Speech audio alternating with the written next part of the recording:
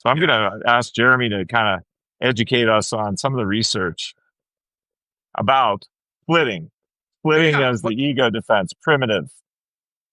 Yeah. So yeah, you said it very well. Splitting is immature defense. And it's very interesting. So I'm actually going to go old school and say a lot of the good material on splitting is from two sources, just that I draw from a lot. Melanie Klein, great psychoanalyst of the mid 20th century, and of course she formulated splitting as a very primal defense. You learn it early in childhood, and it's when the ego, or that conscious sense making part of the mind, right, that mediates between the unconscious id and then those morals of the superego. That ego doesn't mean like high puffed up confidence. It means that conscious sense making function. Okay. The ego function. And you talk a lot about observing ego. So when the ego can't reconcile in one object, fancy term for relationship, good and bad. And so splitting is when you split someone into all or nothing, black or white, right? Otto Kernberg. And you've talked a lot about him and narcissism, talked about how borderline personality disorder or borderline pathology in general is dominated by this all or nothing thinking of, well, they're my best friend, but if they disappoint me, well, they're a villain, they're an enemy, they're out to get me. And so splitting comes into play in early attachment, where a child has to recognize, they have to idealize a parent, because a kid cannot think, well, my parents are responsible and I could cease to be because of them. Kids have to idealize parents. And so that can create a lot of dissonance when you have to idealize a very poor parent figure and then learn to deny their bad features until it mounts up and then they're all villain. And so early attachment can set the stage for splitting. It's not just black or white thinking, but it's beyond that.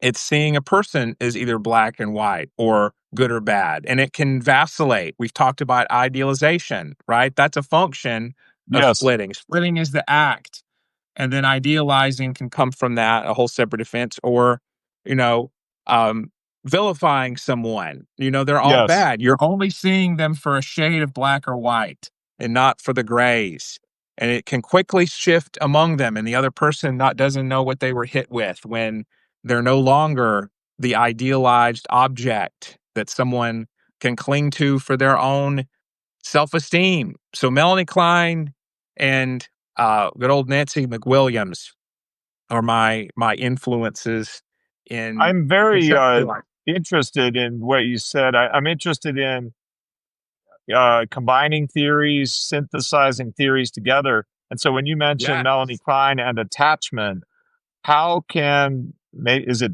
poor attachment or anxious attachment or some kind of attachment that leads to splitting in adult life? Is that what she said?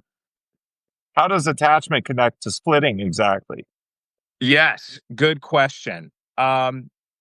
So I would say that when we look at the attachment styles, um, avoidant attachment is one where you can look at people as really good, um, gratifying objects till they disappoint you, and you pull away and you start. We know with avoidant attachment that when anxiety starts to mount, when the person who learns to avoid, to keep people at a distance, when that mounts, they start to de-idealize the other person. They start to see, oh, I miss Oh, my independence. They it's a way start to to do that. distance the person by making them bad.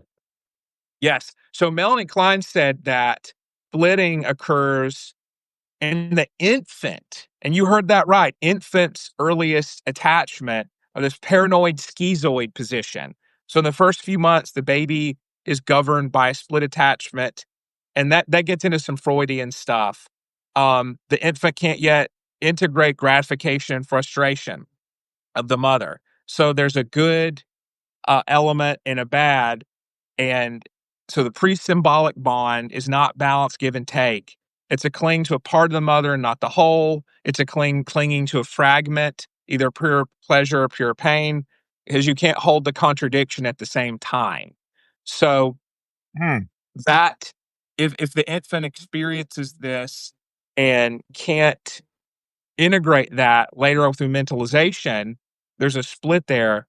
Um, and so Melanie Klein talks about moving into the depressive position after that, after paranoid schizoid, and these are all terms that people aren't really going to know. So to Yeah, clarify it, could I ask if it's in different normal person language? I just had a thought. If infants are yet to develop a strong, mature ego, does that mean they are more id? They do have id behaviors, which means instinctual, run by your instincts, not by your conscious mind.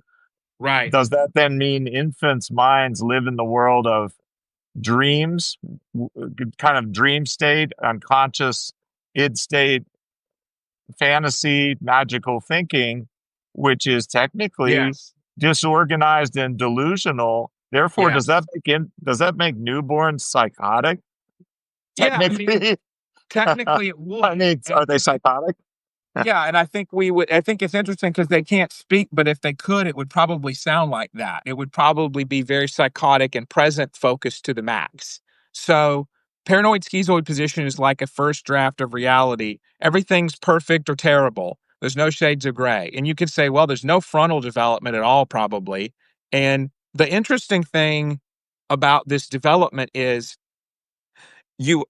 so in that the depressive position, you mourn the loss of motherly perfection and you have to accept good and bad. And so that's when the child starts to learn, okay, when I cry, the parent may be slower to come to me. Okay, other people live in the house. Okay, I have a sibling or whatever. And so that's where Peter Fonagy and Andrew, I think his name Andrew Bateman, Fonagy and Bateman's idea of mentalization, which is a hugely popular therapy now, and I can't say enough good about, comes into play where you learn to mentalize or understand, like, oh, mom had to go to the bathroom, mom had to handle an emergency or whatever, and she's now coming to me. So that happens in the phase where a child can like learn to think 3, 4, 5, 6, whatever, and begin to understand, okay, mom disappointed me and I'm going to recognize that and it's okay. She's coming, she's here now. Okay. Doesn't mean she was never going to come here. It doesn't mean that. And so with anxious attachment, there's so many mixed signals. And maybe when the parent does show up, they're angry, they're either all overbearing or then they're totally gone. And you learn, well, wait a minute, I have to keep my mom happy, or it is all or nothing. So all or nothing can be real to people who have a parent who is very colicky or unreliable themselves. And so Or that parent may be, narcissistic? yes. So you do learn with anxious attachment, if someone's upset at you, they're going to be gone because that's how your earlier relationship probably was. Is if mom's upset, she's going to punish me. She's maybe drunk. She's angry at dad and we all pay for it, whatever. So, and that's the thing about defense mechanisms. They're true until they aren't. They're true for an early situation, but then They're you keep useful. carrying. They're Mhm. useful at each stage, Yeah. right? They preserve the growth of the ego. And again, you were talking about, we don't mean ego like Deepak Chopra being arrogant, being Right. narcissistically arrogant. We mean ego is executive function and consciousness. It's Yes. being mindful and mentalizing, Yes. which is You've what I said mean it by observing absolutely. ego. 100%. Mentalization is observing ego. And I It would, is. I've always been taught and experienced that mentalization is part of every legitimate psychotherapy. You can, Yes. because the patient can't learn or grow without present minded focus, attention, and self observation, self reflection. You Yeah. nailed it. It's even part of the EMDR because I'll have clients say when they're reprocessing early childhood trauma, they'll be like, "Oh, well, I realized my mom was going through her own stuff, and this really didn't have to do with me. It didn't mean I was bad. It meant that she just wasn't there."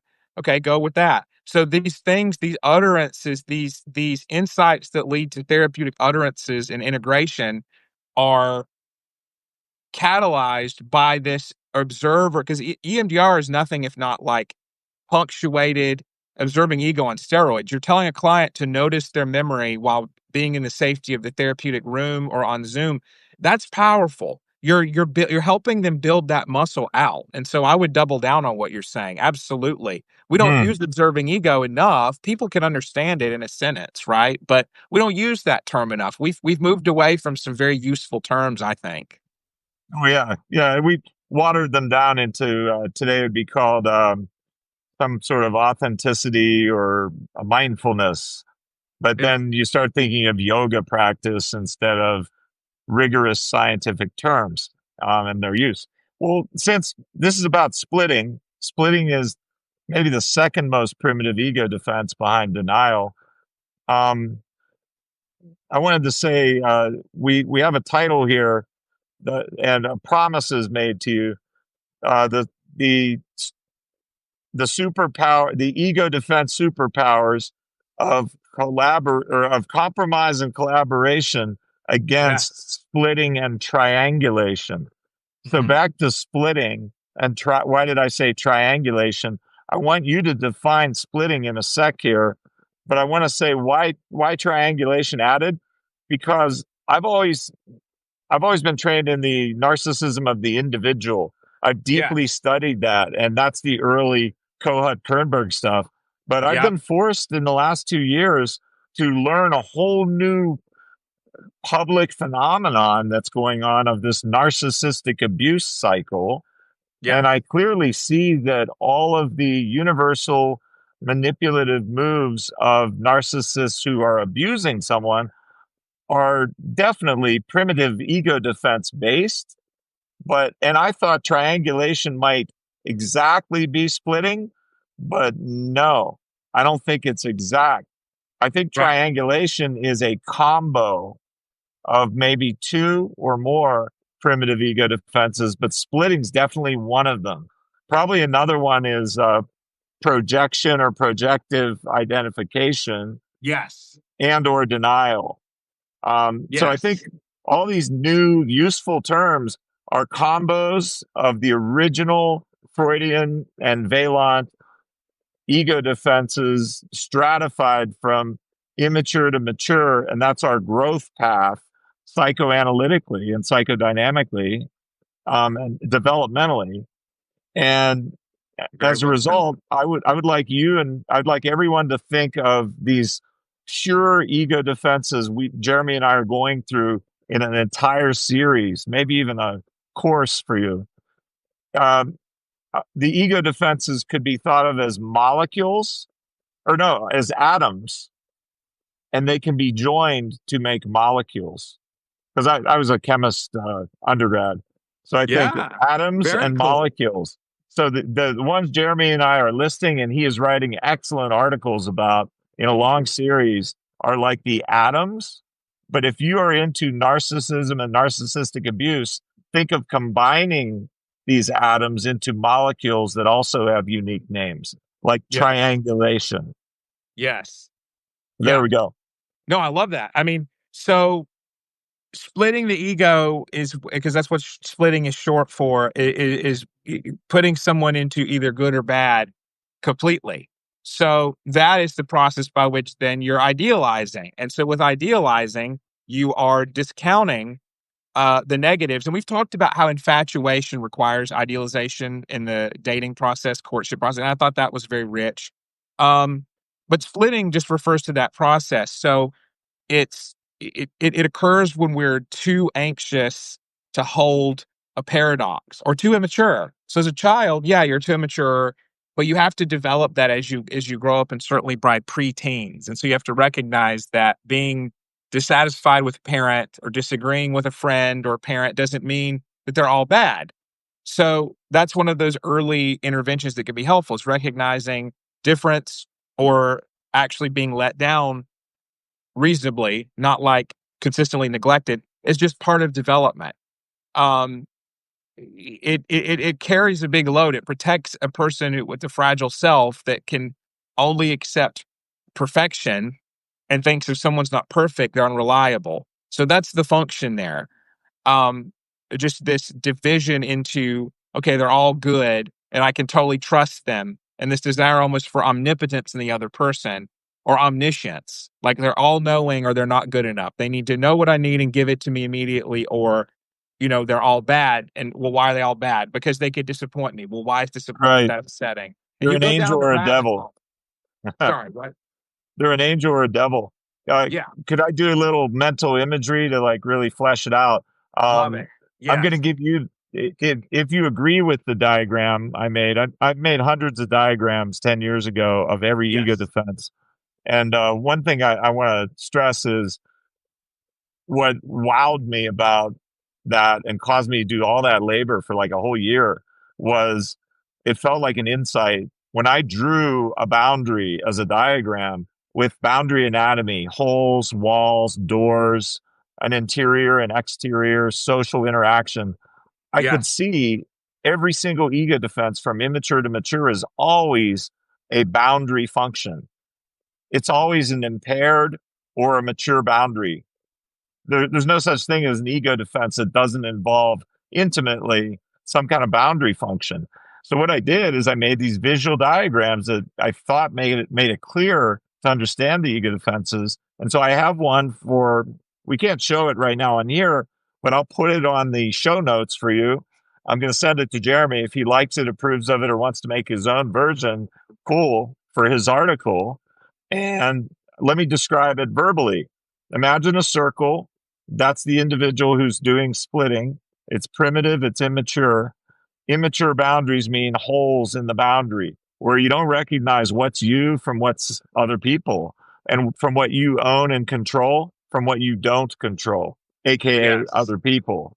And inside, we all have good and bad to us, genuinely bad behaviors that are primitive, childish, harmful to others, win lose in nature, and things that are good and noble about us that are budding and growing and flowering eventually as we grow mature.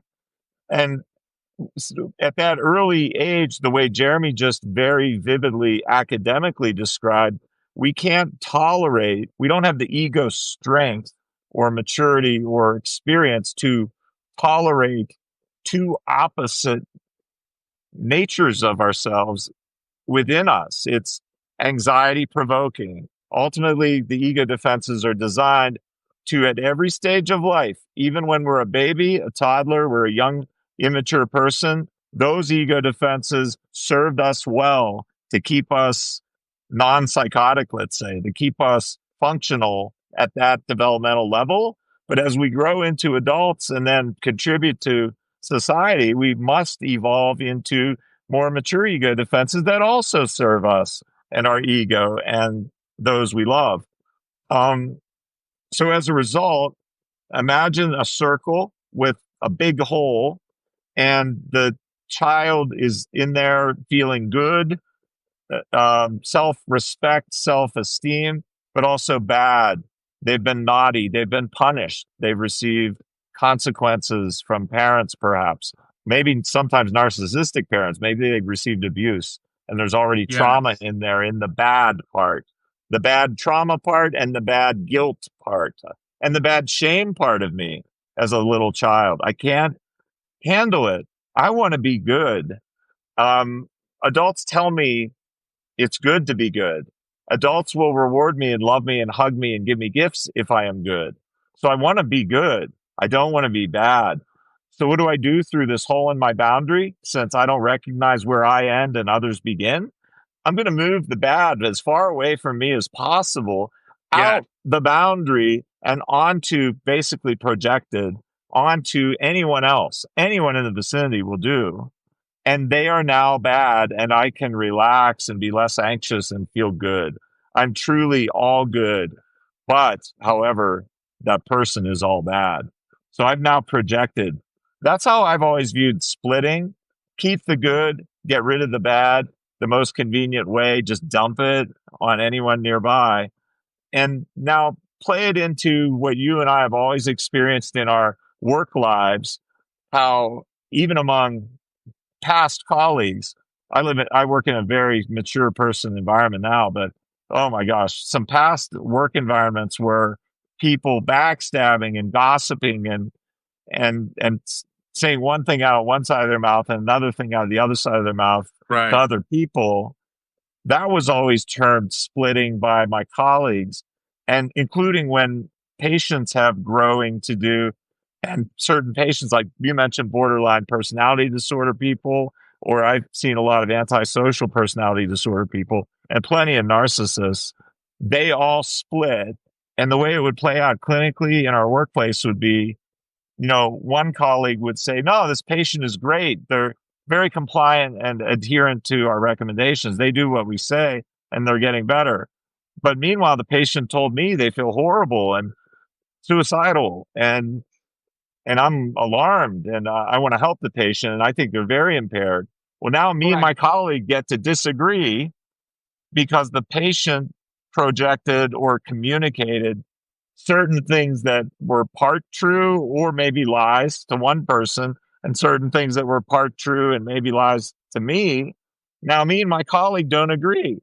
And there's a Right. conflict between us instead of the conflict held and contained by the patient.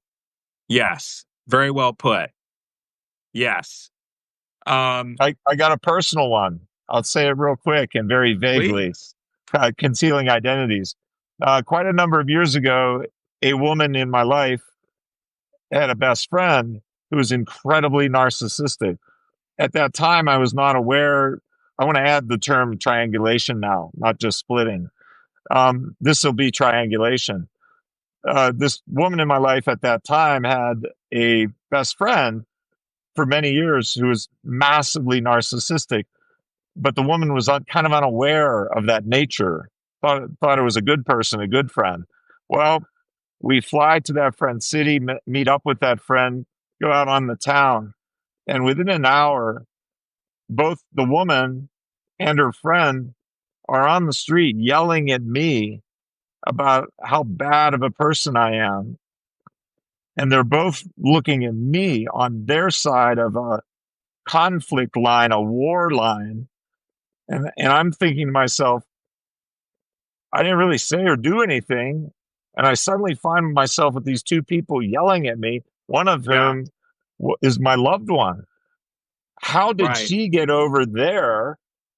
And I'm over here, and they're both beating up on me when I paid for everything for everyone and sacrificed personal needs for them. Well, I wasn't aware of narcissistic abuse yet. That was years and years before it became publicly widespread or recognized. But that's today, ding, ding, ding. Suddenly I realized I was triangulated by the best friend, triangulated in that she split me and the woman in my life. Once we were split, she did some kind of aligning with the woman in my life, did a lot Yes. of devaluation of me, projected onto me, and projected opinions to devalue me onto my loved one. I was then triangulated. So it's a form of splitting plus projection plus whatever term you would use for getting an ally, getting someone on your side. I guess that's the splitting, turning them against you. I'm all bad. She projected her bad onto me, then convinced my loved one to project her bad onto me too. Ah, And the bad came from them. I had nothing to do with their badness. And I accepted it too easily. I was confused. I was spun around in circles in my head, and I was like, how did this happen? Strange.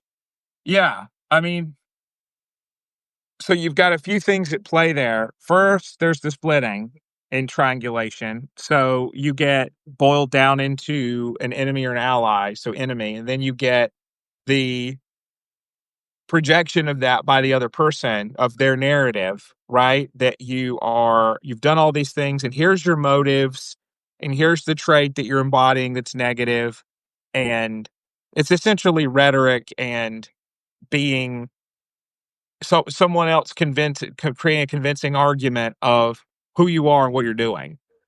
So I think that's the key element there. Like the first, the splitting of your, and it could be real or not. It could be someone thinking that that's your character or not, right? If they think that's your character, what's the solution?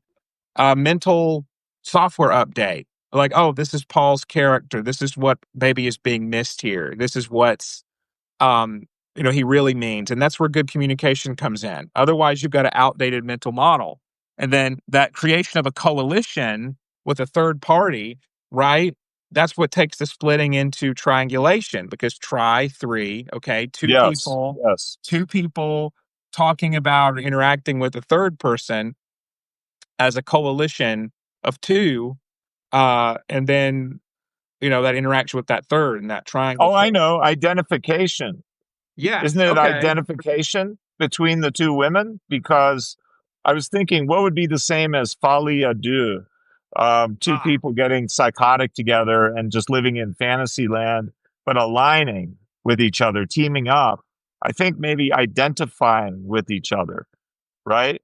It's where you join identities, right. I think, yeah, identification. identify. Well, it's interesting because the first use of that I think of clinically psychology is when Freud talks about the Oedipal complex and the Oedipal, before that, the Oedipal conflict. I'm competing with dad or I'm competing with mom, right? And being able to say, well, wait a minute, no, I identify with them because one day in my relationship, I'll have their role. So I identify with this other person and see myself in them. And Well, so, yeah, it's trying on the other person's shoes, right? right, right. Yes. Yes, yes. So Yeah. So that's what happened. When you just said just now something about, character, Yes, you mentioned character. I did. Um, my response to that is it wasn't a truthful assessment of my character, and the point wasn't to be truthful or to even have curiosity. The point was to project the bad. And so today, now that I've learned a lot about narcissistic abuse, I now understand I was playing the game of being a good man who is generous and caring and curious, but they weren't playing that same game. At least the best friend was not playing the same game. They were playing the game of how can I mess people's lives up as much as possible? How can I dump my toxic waste into as many other people as possible? What's in it for me? The game of narcissism is not the game of love or friendship. We were playing different games. It didn't even matter what my character was. That wasn't the objective of her game. Yeah, I hear you. I think for a lot of people, so if somebody outright knows that they're wrong about someone or they're angry at them, so they say false stuff. I don't know. I don't know the situation. That's my disclaimer. I would say there's people who legitimately fear that someone else is doing something negative, and when that happens, you have to recognize, well, what's the evidence for that? Is this really like my past, or is it something that I'm projecting and recognizing as a false positive for my alarms mentally? So I think that's the cause of a lot. And I'm talking about something totally different in your situation, but I think it's the cause of a lot of pain is people feeling put upon and slighted when that wasn't the other person's intent. And then it does become like back and forth, the hurt feelings then there does become a mutual trading of blows that is intended. If you want an example of this, it's not all about females.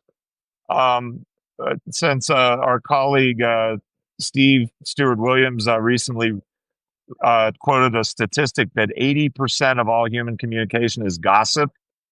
Ah, So, yeah, so gossip isn't all female, although it is built into the socialization instinctually to want to bond with each other.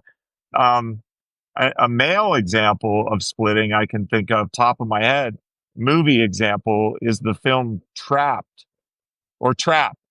Trap with, what's his name? He dropped out of movies for 10 years.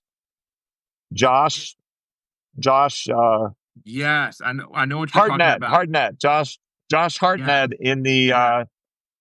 the oh, what's the man's name? The director's name? M. Night Shyamalan. M. Night Shyamalan. Yeah, and he's a psycho killer, a serial killer who's acting like a good dad, Yeah. but is saying certain lies to some people and other lies to his daughter. and Yes. getting them all spun and confused, and very like it's so conflicted. The person's psychotic and a killer.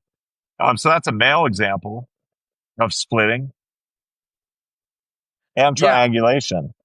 Yeah, I so a lot of it is like the gaslighting, crazy making. It is interesting how once lying is included in the mix of triangulation, then it does become that gaslighting with the extra component of making someone else like making two telling two different stories or one person having an awareness of reality and the other not or um telling essentially bending reality and telling someone no, presenting the split version of the self, right? And then acting in a way completely different in a different ego state in other situations. As we know, that's what he was doing in his private violent life. Yeah, So he yeah. overcompensated with this, ideal father image.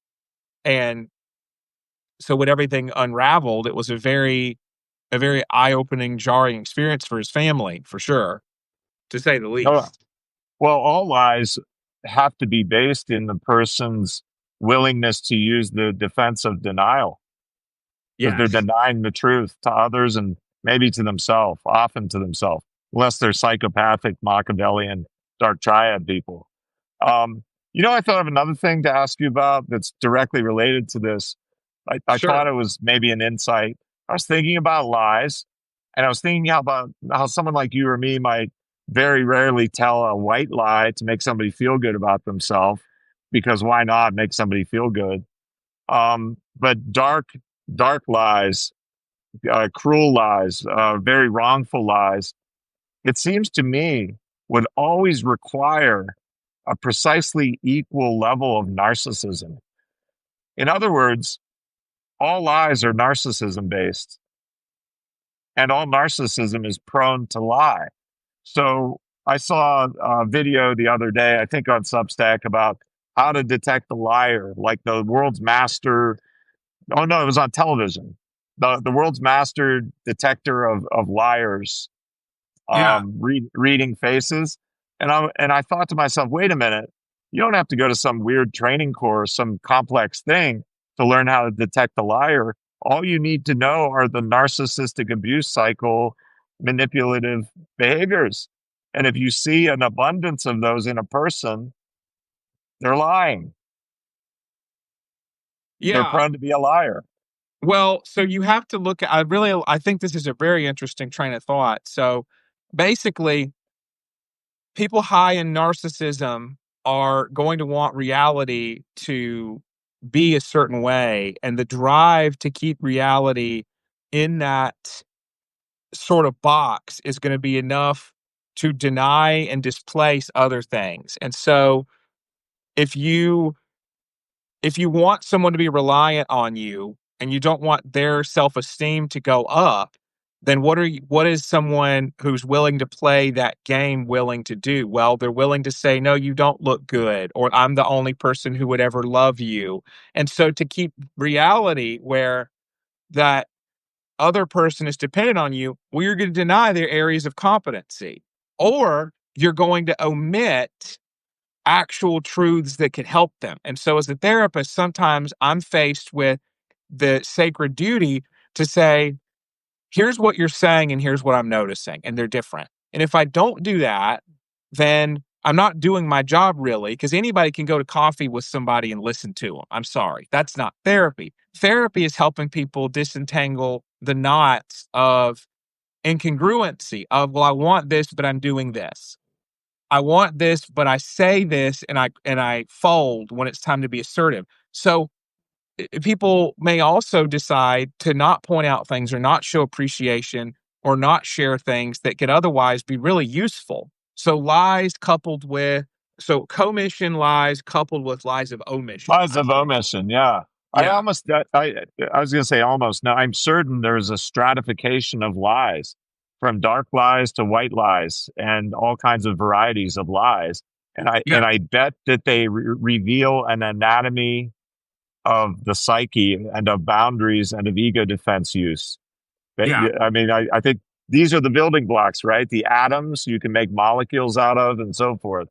So what about, oh, I almost lost it. Triangulation as a, oh, I lost it. I wanted to get to, oh, how do we make this practical? Okay, so one facet I thought of uh, Deborah Tannen's work with children and development on biologic male versus female boys and girls and studying their instinctual tendencies, how she found that her, and I quote, the worst thing a little boy could do to another little boy is to win, to one up him, to defeat him Yes. and push him down in a contest. The worst thing a little girl could do to another little girl would be to exclude her from the group of friends, to banish Yes. her, right? So Yes.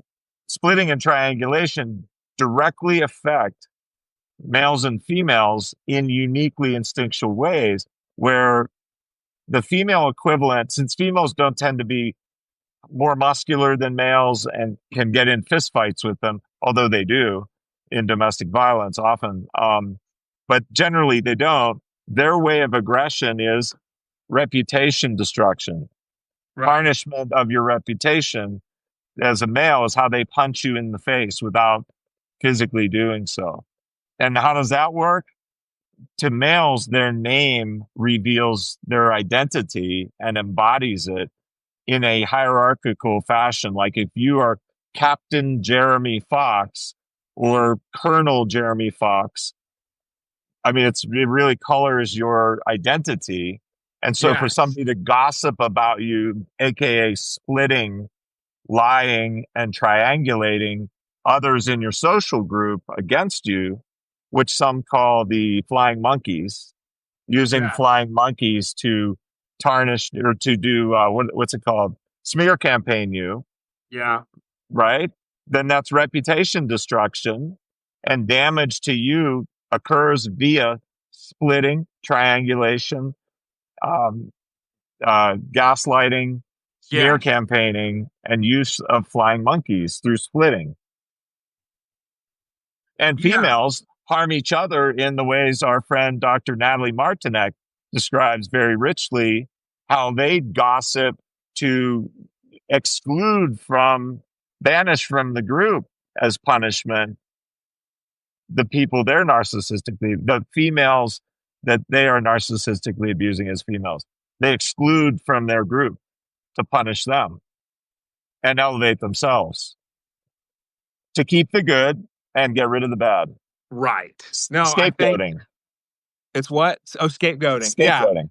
I mean, when someone becomes the out person who didn't play enough by the rules, who needs to be punished through snubbing, I know there's like if you're in certain communities, it's almost like people will pretend that you're not alive. They'll shunning Yeah, is you're dead to me. a Yeah. huge punishment. Yeah. And so the punishment doesn't often fit the crime. So when you're and it's very that's how it happens in cults as well, where you if you're not living up to whatever the narrative is, there's a quick correction. There's a quick punishment cycle. And so with that, like you get the lesson really quickly.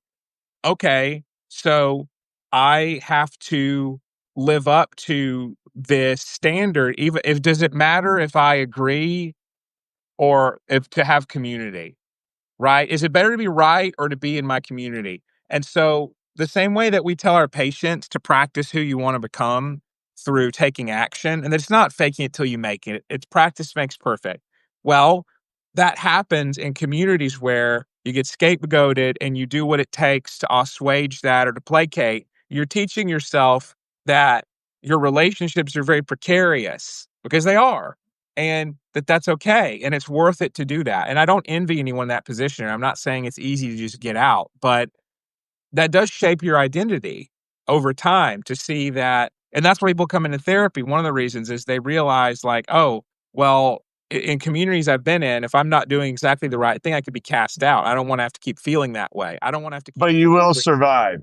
right? In Yeah. our world, in our culture, whatever culture you're in, modern world, you will survive. It isn't the wild anymore. It isn't hunter gatherer societies. There isn't a Yeah. mountain lion chasing you. Very true. You will survive and grow. I noticed that I have had borderline personality patients 30 years ago whom I moved away. They lived their lives. I came back, and I've seen one or two of them clinically again. And guess what? It's kind of gone. The narcissism is evaporated to a degree. The borderline traits have pretty much they don't qualify anymore for the diagnosis.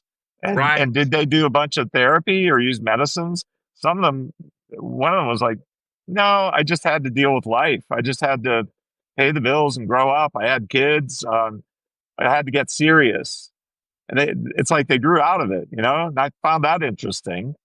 And when you were just talking about, basically, you were leading us toward why do we call these other two things superpowers? Ego defense superpowers would be mature ego defenses used against immaturity to either block um, nonsense and nuisance or get away entirely. Most Yeah.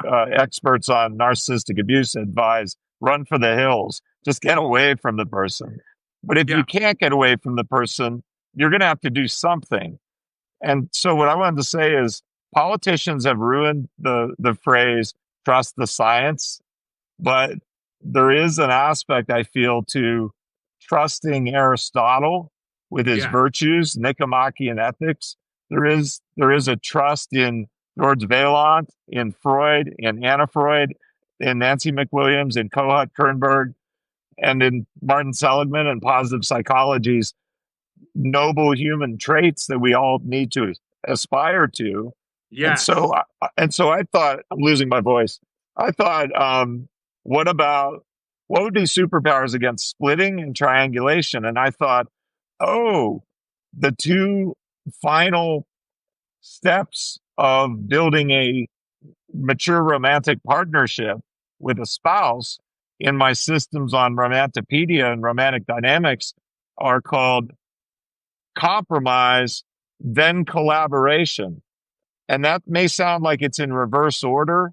The old wisdom about how do you fix a relationship in very long ago couples counseling was communication, collaboration, and compromise were the three C's, right? To Love that, it. I've added curiosity as the very first step. If you can't Yeah. mentalize, how could you do anything with a partner? But when we Yeah. communication, that's a given, that's granted. But when I got to collaboration and compromise in that order, it didn't make sense to me linguistically.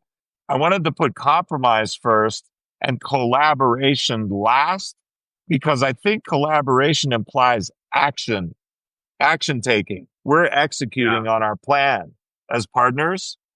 And the Yeah. word compromise, when I looked it up, it was more about the strategy part and joining of forces and joining of resources. And when I looked up the dictionary word definition of compromise, it said from Old French, comp- compromis, compromis meant co-promise, to co-promise. So compromising doesn't mean I gotta sacrifice. Oh, I got to sacrifice so much. We always Yeah. think of the word compromise as you need to sacrifice so that we can move forward. It's Yeah. not sacrificing. In the old French, compromis, co-promising meant let's join forces in a synthesis, a synergistic joining of forces that is better than either of us could do alone. Well, right. That's I love it. way different from sacrifice. So, Yeah. how would you imagine compromising, meaning joining forces collaboratively and win win, like a mature adult? How would you envision that as a mature ego defense to fight against splitting and triangulation? I love that. So my I remembered as you were talking, that basically the pathological cycle is um, projective identification. So projecting out how you're feeling or your fears, your worst fears into another person, and then kind of triggering them to act that way, splitting them into how they're acting then, and then triangulating on like, I can't believe they're acting this way. So let's go all the way back to projective identification, and which we'll do that one. We're going to do that. But just that putting disowned, upset fears, emotions, wishes onto someone else. So that's where curiosity comes in. I think that's always got to be the the beginning point. So basically, to develop that first C, saying, okay, what do I know about this person? What do I know? What have I seen from him or her? What is the action? What is the reliability or unreliability, consistency, inconsistency? What are their strengths? What are the things I would like to see more of? How do they weigh against each other? For some people, it's going to be an awakening and a moment of recognition that it's not the relationship for you. Okay. For other people, it's going to be a sigh of relief that actually there's a lot positive here to work with. If I'm very, very focused on legitimately listing the goods and the bads, if you really, that's where radical acceptance comes in. I think you have to have radical acceptance to formulate good curiosity because you're going to have a filter up if you're already assuming one mistake, and there are big mistakes, some are bigger than others for sure, but however you're weighing mistakes and positives is going to be key here in what you're willing to compromise on. Is there something that's totally non-negotiable? Is there something that's kind of fluff that you'd like to have on there? Whatever, you have to determine that stuff. What is really most important to you? And what is a maybe? And then working from there, appreciating what your partner is offering and seeing how mutual appreciation sweetens the deal. And when you have a problem, talking to your partner and talking about it in a way where you're curious what we can do to fix it together versus you always this, you never that. And seeing if there's legitimately an agreement to be made there and goodwill. I use the term goodwill a lot. And so that's kind of like the trait of hoping, like seeing the best in your partner. Yeah, So well, if you, I like thinking simplistically about a boundary anatomy aspect apart. Since boundaries, I believe, are exactly what ego defenses are about. They're all about features of the boundary, and that's it. That's what they're about. So one of the anatomical parts of a boundary is a door. In a mature person, you don't have holes, you don't have solid steel walls, you have doors. You can open and close the door dynamically based on environmental and social conditions, and whether you agree or don't agree with a proposed compromise, a proposed joining of forces. Um, do you want to live in an apartment or a house? Do you want to live in the East Coast, the West Coast, or Middle America? right. What do you agree with? What do you not agree with?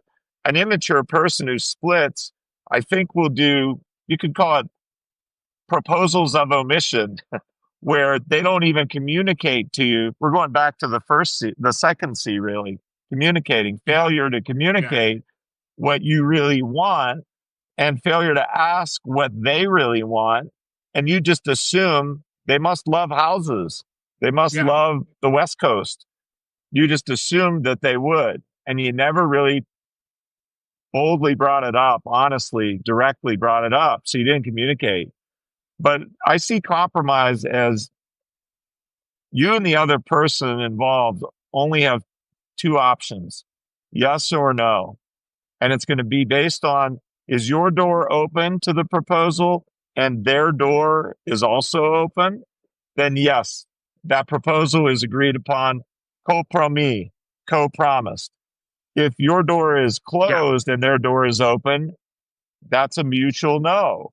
If your door is open and their door is closed on a proposal, that's a mutual no. And if Yes. both of you say no, you're agreeing to disagree, which is a high mark of maturity in itself. That's Yeah. how I view compromise, co promising, as operating. Where if you're dealing with a narcissist who's playing a different game than the game of love or partnership, even business partnership or collaboration at work, then that narcissist has only two choices as well. They will go away because they're not getting any devaluation of you. They're not stealing your resources and giving nothing back because you close your door.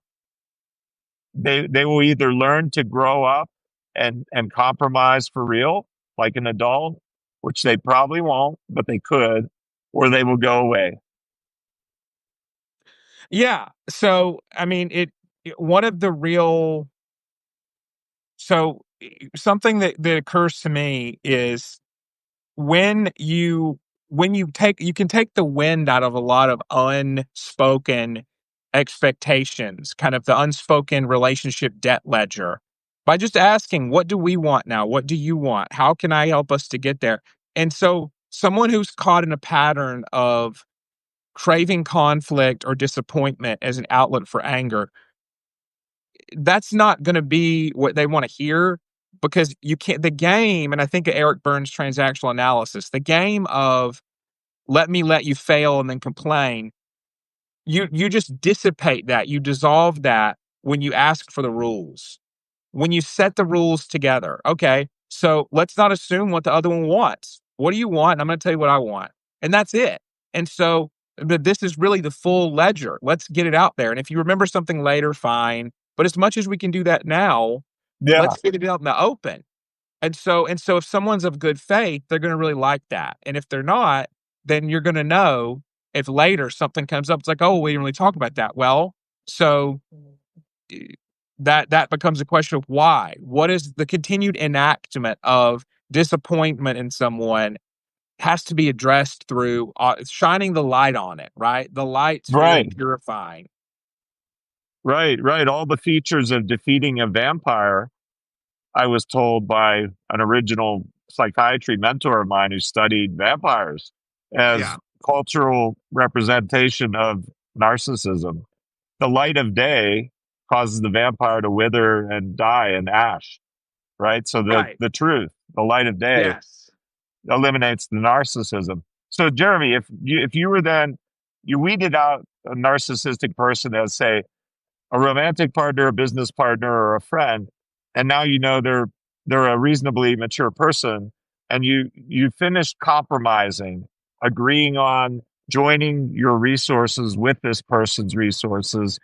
Say you're more of a left or you're more of a right brain person who's creative and philosophical, but also you got balance of the analytical.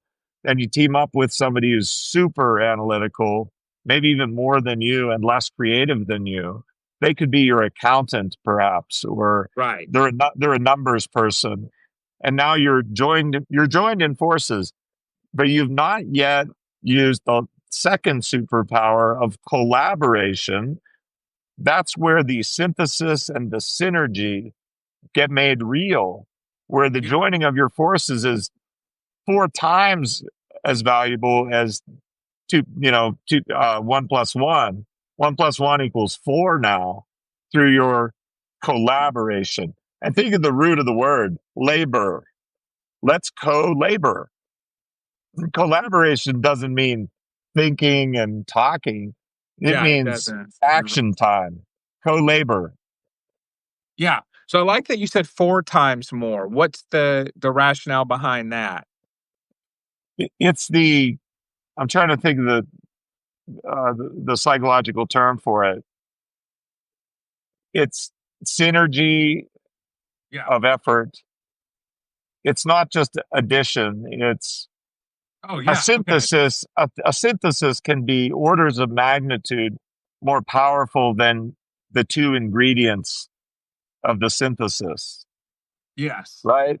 Like if you Yes. combined, Absolutely. if Exponentially. you combined the original iPod, I think it was called, the iPod plus the Nokia telephone, and you get iPhone.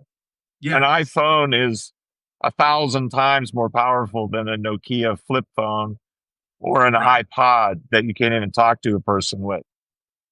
See, synthesis. Yeah. I, No, I agree with if that. you can find the science term for that, I would appreciate it. Yeah, it's very well, it's kind of Wisdom of exponential. crowds, maybe? Is it Yeah. wisdom of crowds? Yeah, it could Um, be that. I just think of like exponential growth or it's okay, so I've got a word.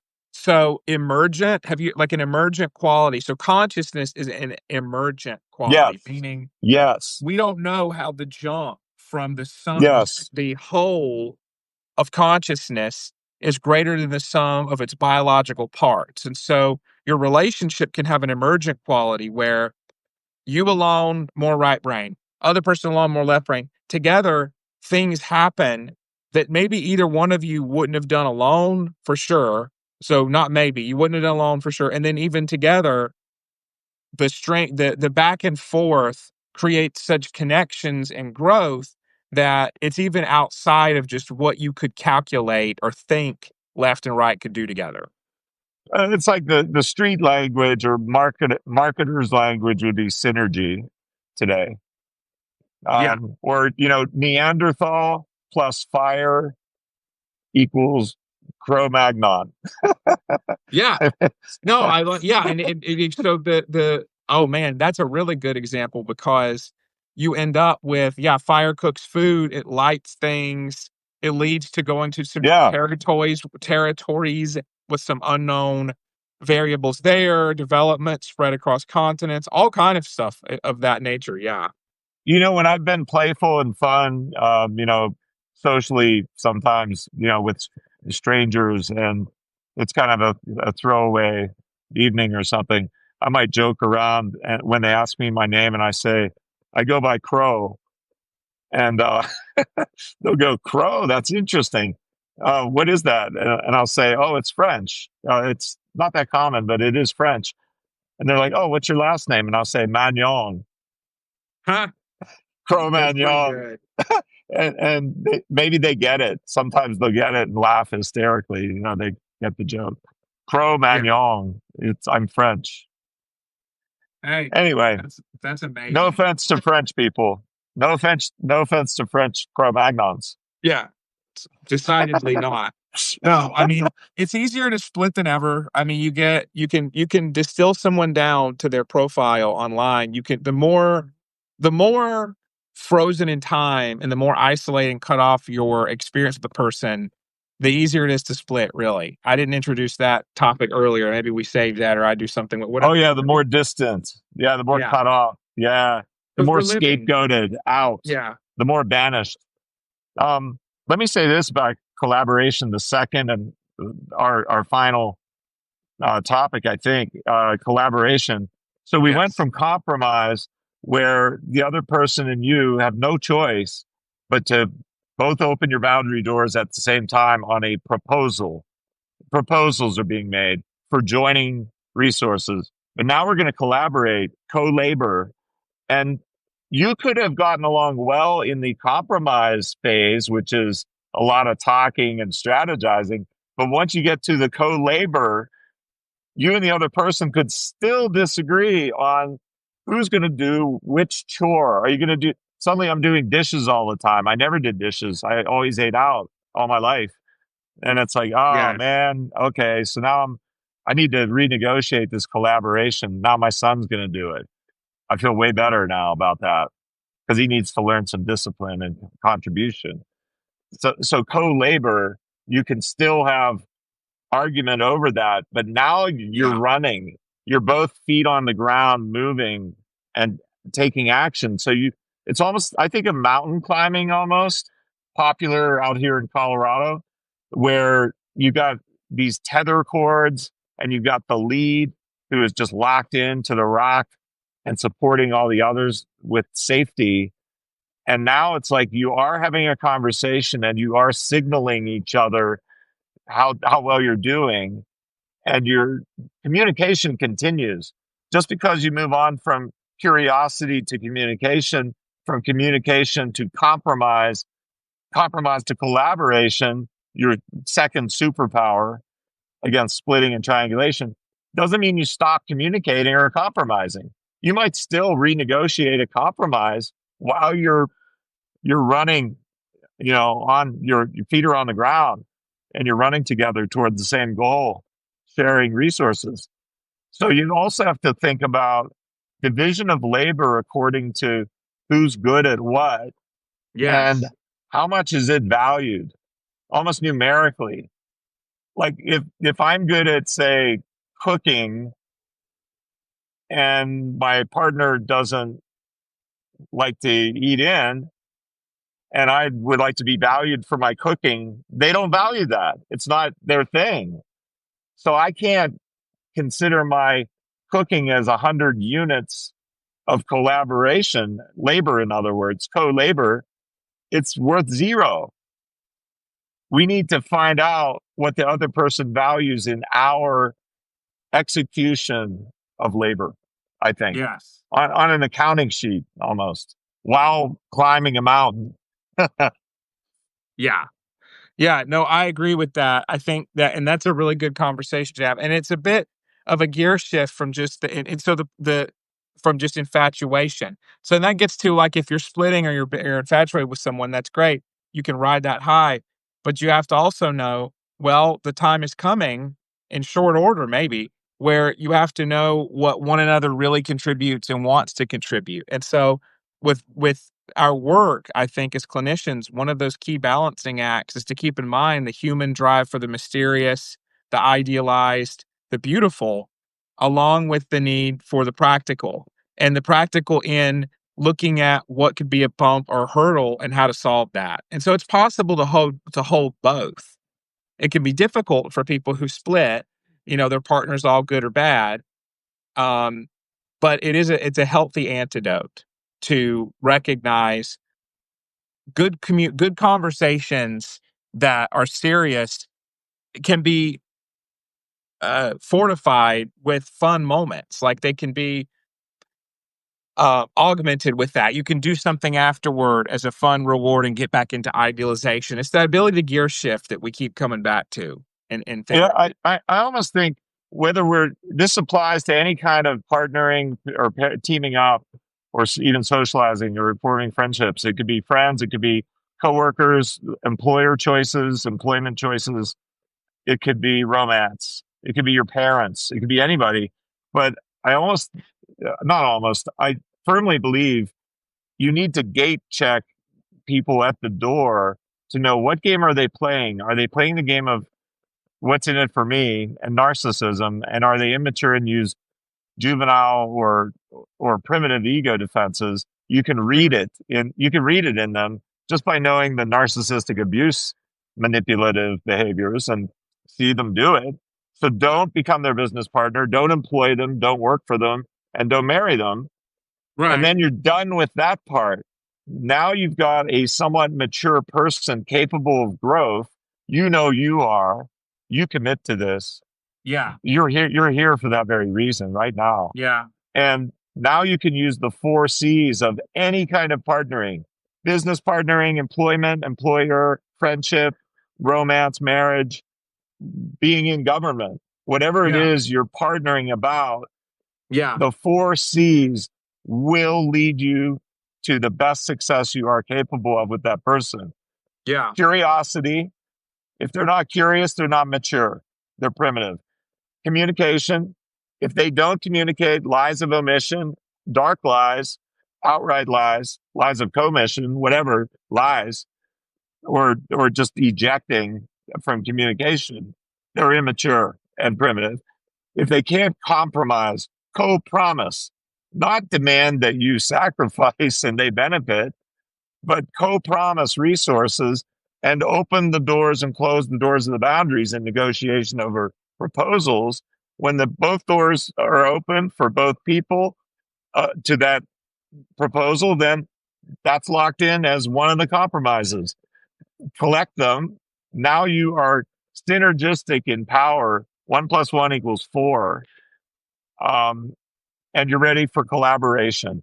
The Yes. final action taking, co laboring toward your mutual goal with synergistic resources talent, skill, um, education, experience, drive, energy to both of you, two plus or one plus one equals four. Um, I forget who said one, two minus one is nothing, and one plus one is everything about love. Mm, So we hit collaboration, and I believe if you're not with a primitive person, a narcissistic person who uses primitive ego defenses, you will succeed the best that you possibly can with this collaborator and compromiser. Far better, a magnitude better than what you could have done alone toward that yeah, goal. And that's yeah, the reason to partner. right. Ultimately, we must do something for ourselves. We're not Right. saints, we're not martyrs. We must do something good for ourselves while it's good for others too. But you're going to get four times what you would get just out of yourself if you do that process. Four C's, Yeah, I agree superpowers. with that. I think, and you make me think of the steps in a game or in a good way. So, like when you're dating, dinner and a movie repeatedly is not really the way to go. So, I heard the advice, repeated to me that when you're dating somebody, take them into a multitude of different environments. How are they like around other people besides you? How are they when you have to work on something together? So, expediting that and going on dates like escape rooms or problem solving stuff. For one, it's fun. It's just something people like to do. So, Yes. nothing weird about it there. And for another, you do, like, get to see people's thought processes because people like to talk about thinking like a therapist and, Yeah. are you analyzing? It's like, well, No. so you can only analyze yeah, you can only analyze the data you're given. If you're at Yeah. dinner with somebody and they don't wanna order the a certain dish or they have a certain quirk, fine, whatever. That's one data point. Great. But if you're Yeah. seeing someone's thought, if you're witnessing in real time how someone talks through a problem and what assumptions they make, like, oh, well, we need to do it parallel and not together, or I'll do this, you don't have to help me with this. I don't want any help on this. Oh, interesting. Okay. That's a data point and a half, at least. That's a it's the process behind the decision that you really want to see in a potential partner, the thinking behind the decision. Because there Ooh. could be yeah, Huh. I I always thought in my dating life long ago, I always thought discovering the how these four C's will play out is easily assessed by first going away on a weekend retreat together, somewhere easy to get to, but isolated away. Not isolated, but fun. Could be social, could be whatever, but it's travel. And then yeah, eventually getting to a 1 week vacation away, maybe out of the country.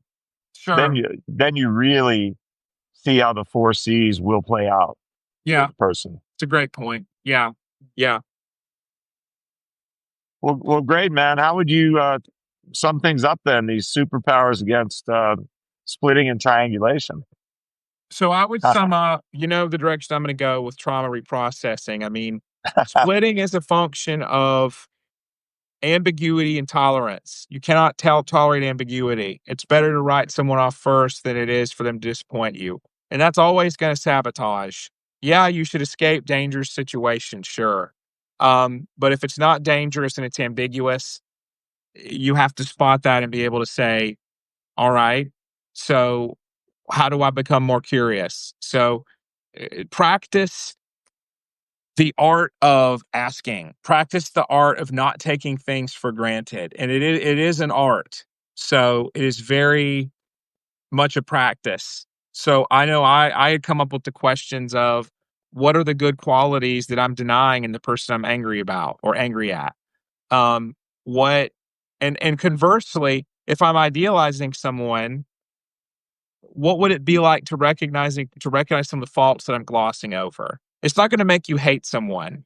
If it makes you rageful, then that's some work to be done either on why that was being tolerated or why if it's a real thing that's enraging or if it's past stuff or anger that anything could not be perfect, that's also work to do.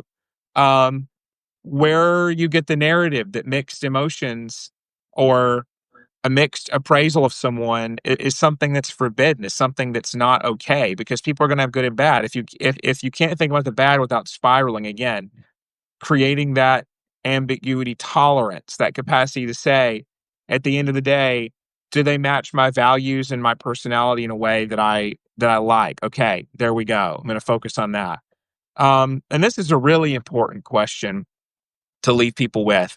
What are the implicit, unspoken expectations that I'm having for this other person, whether it's a friend, a lover, a boss, a subordinate, so an employee? And and what do I feel? And this is also equally important in my relationship with others. What is it I feel that I'm expected to live up to? What am I getting the sense of through interactions that I'm being pulled to do? Is it to rescue and to apologize for something that wasn't my fault, or is there something I'm seeing? Am I pulled into a gain in that sense of transactional analysis? Well, What so am you're I noticing? surveying yourself. You're Yeah. you're surveying yourself for what did you call them? Assumptions about the other. Yes. Implicit Yes, survey implicit. expectations. So so my last thing to say on the matter then is what you make me think of is there is something to be mindful of observing ego about whether you are primitive and immature in ego defense use or mature. And that would be when you're in the present moment and you are immature, you're kind of lost in fantasy land. That is a world of timelessness. You're Yeah. outside of time. You don't see a past with the person you're with. You also don't see their future potential for change and growth or your own. You're timeless and kind of you're magical thinking and psychotic essentially. But if you're a mature person and you are in the moment, being mindful, thoughtful, and attentive, you're also being timeless too.